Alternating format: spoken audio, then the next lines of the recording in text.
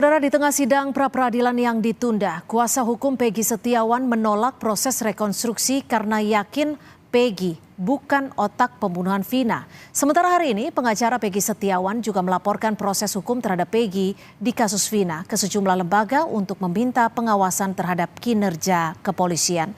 Lantas bagaimana nasib Peggy yang saat ini masih menjalani proses hukum untuk kasus pembunuhan Vina? Kita bahas bersama kuasa hukum Peggy Setiawan, Tony RM, mantan Kabar Reskrim Komjen Purnawirawan Susno Duaji, dan juga penasihat ahli Kapolri Arianto Sutadi. Terima kasih sudah bergabung bersama kami di Kompas Petang.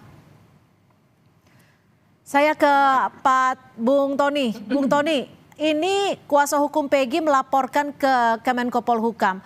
Apa yang ingin dicapai tim kuasa hukum dengan pelaporan ini? Apakah langsung ada jawaban usai pelaporan tadi? Ya, jadi kepentingan tim kuasa hukum Peggy Setiawan ke Menko Polhukam itu sebenarnya ya karena selain sekarang Polda Jawa Barat juga tidak kooperatif ya untuk menghadiri sidang pra-peradilan, ada yang lebih penting lagi. Menko Polhukam ya yang membawahi institusi Polri sebagai Menteri Koordinator ya Polri ya dalam hal ini agar melakukan pengawasan khusus ya atau bisa memanggil Bapak Kapolri terkait hasil pemeriksaan Rudiana yang katanya tidak ada pelanggaran. Itu disampaikan oleh Kadif Humas Polri ya dan hasil dari pemeriksaan Irwasum dan Propam Polri. Kenapa Bapak Menko Polhukam ini harus memanggil Kapolri dan harus mengusut dari hulu? Karena jelas-jelas 8 terdakwa, 8 terpidana itu diamankan oleh yang namanya Rudiana. Sementara Rudiana dalam putusan 3 perkara, baik nomor 3 atas nama Rivaldi dan Epo, nomor 4 atas nama Hadi Saputra dan kawan-kawan, dan nomor 16 atas nama Saka Tatal, Rudiana dalam kesaksiannya tidak mengetahui peristiwa pembunuhan itu. Nah, kemudian dia mengamankan berdasarkan keterangan Aep dan bahkan... Oke, jadi ada 2 poin yang disampaikan ke Kemenko Polhukam atau ada yang lainnya? Ya, pada intinya itu disampaikan sama tim kami yang ada di Jakarta. Itu, jadi itu yang kami ingin sampaikan kepada Bapak Menko Polhukam. Jadi kami ragu dengan hasil yang disampaikan oleh Kadif Humas Polri bahwa itu Rudiana itu ya tidak ada pelanggaran. Oke, tapi diterima tidak saat berusaha untuk menemui Menko Polhukam tadi, Bung Tony? Ya. Diterima tidak oleh Menko Polhukam? Bagaimana, Bu? Ikut diterima tidak saat bertemu untuk Menko Polhukam? Apakah diterima pertemuannya atau hanya melampirkan surat? Nanti dijadwal lagi Bu, karena ini kan nanti ada audiensi, jadi untuk mengawali namun disambut baik, nanti akan ditentukan waktunya. Baik, saya ke Pak Susno. Pak Susno, ini sidang pra-peradilan kemarin ditunda jadi 1 Juli 2024. Tapi saat ini sudah beredar kabar akan ada rencana rekonstruksi untuk Peggy yang ditolak oleh kuasa hukumnya. Apa rekonstruksi ini bisa dilakukan? Kalau jaksa penuntut umum mengembalikan berkas dengan permintaan agar ada rekonstruksi atau ada rekonstruksi atau rekonstruksi sudah ada dahulu tetapi ada kekurangan. Jadi belum pasti ini ada apa tidak rekonstruksi. Kalaupun ada, sebelum berkas dikembalikan ini tanda tanya gitu ya. Jadi artinya ketika itu bukan dari pihak kejaksaan yang meminta untuk melakukan rekonstruksi, Peggy tidak perlu menghadiri rekonstruksi yang diminta oleh penyidik Polda Jawa Barat karena berkasnya saat ini sudah di kejaksaan. Bukan itu, kalau soal Peggy menghadiri apa tidak itu lain persoalan lagi, jangan dikaitkan dengan berkas.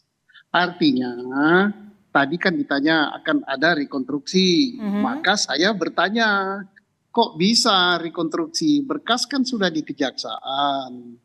Terkecuali berkas itu dikembalikan, namanya P19.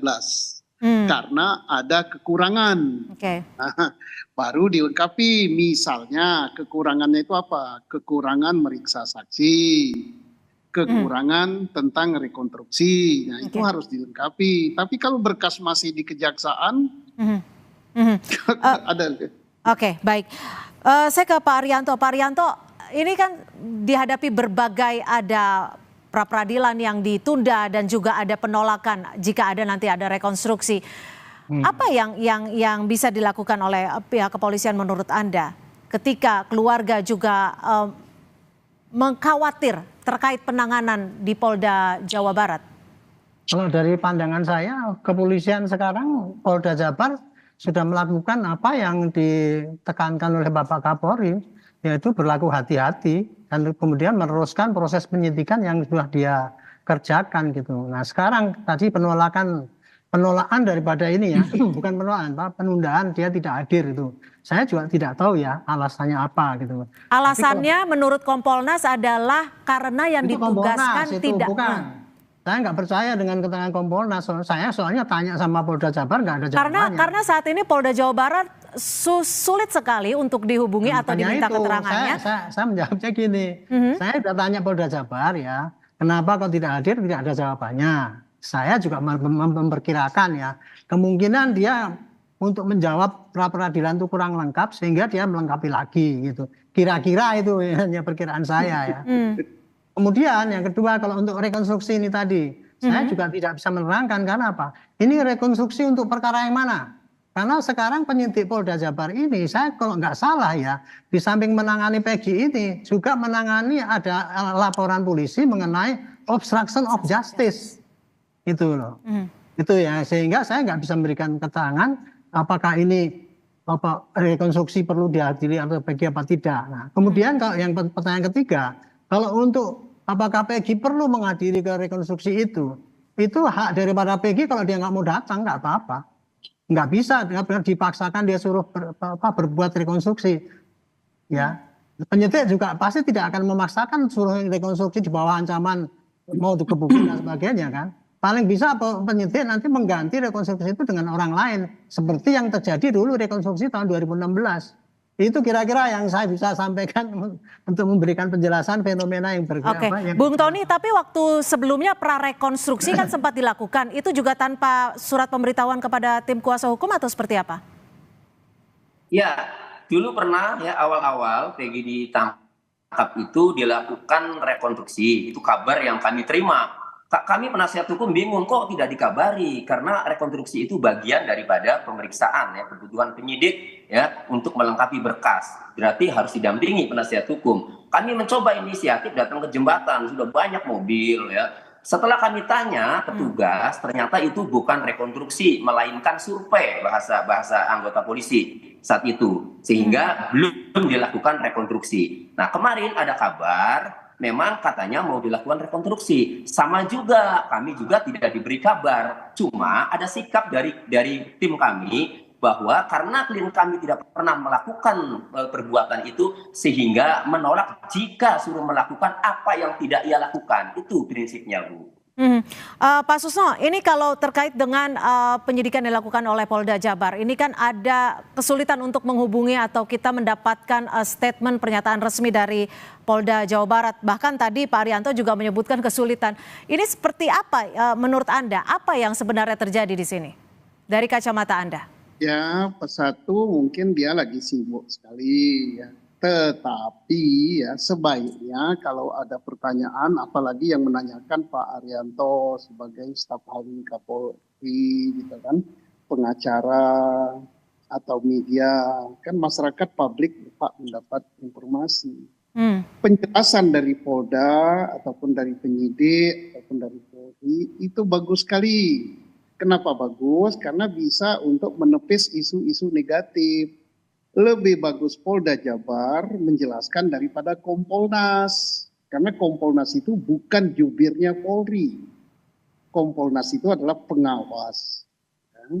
Jadi kalau sudah jadi jubir misalnya, membuat alasan, apalagi kalau tidak sesuai dengan apa yang sebenarnya kurang bagus. Jadi ya mudah-mudahan Karena Artinya dia statement yang diberikan Kompolnas terkait ketidakhadiran penyidik Polda Jawa Barat juga belum bisa dipastikan 100% seperti itu ya Pak Susno? bukan belum bisa dikasihkan 100%, bukan wewenangnya Kompolnas. Oke. untuk menjadi jubir menjelaskan itu. Dan Oke. kita menanya kepada yang menanya pun salah.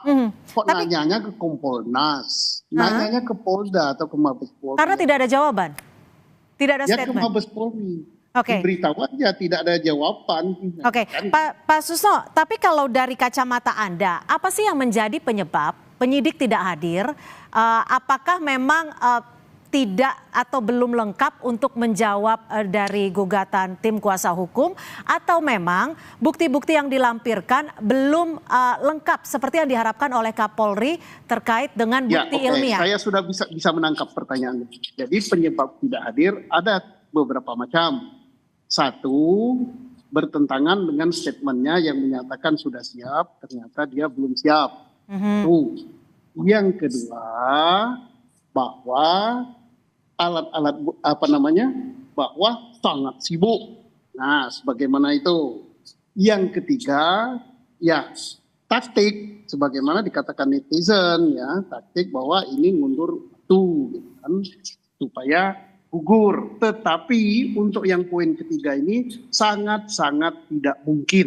Kenapa sangat tidak mungkin? Karena berkas yang ada di kejaksaan itu kan bisa memakan waktu 2 minggu. Balik ke polisi, balik lagi ke jaksa. Baru jaksa masuk lagi ke pengadilan, membuat dakwaan. Artinya enggak keburu kalau untuk ngabis waktu.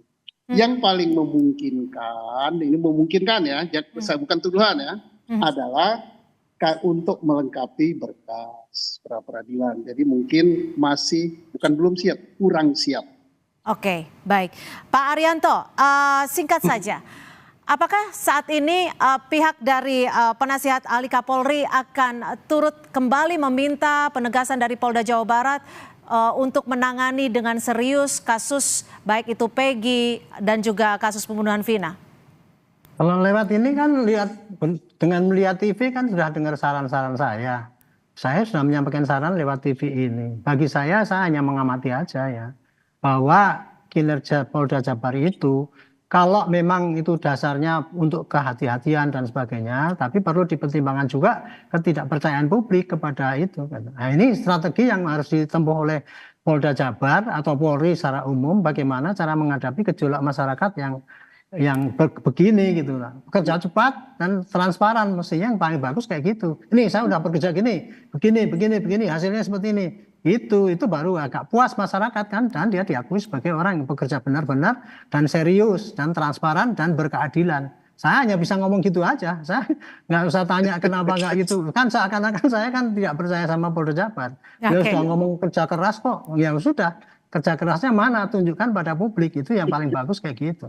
Baik, terima kasih sekali lagi Pak Arianto Sutadi, penasihat ahli Kapolri, dan juga Komjen Purnawirawan Susno Duaji, mantan Kabar Reskrim, dan juga Bung Tony RM dari kuasa hukum Peggy Setiawan sudah bergabung bersama kami di Kompas Petang. Selamat sore.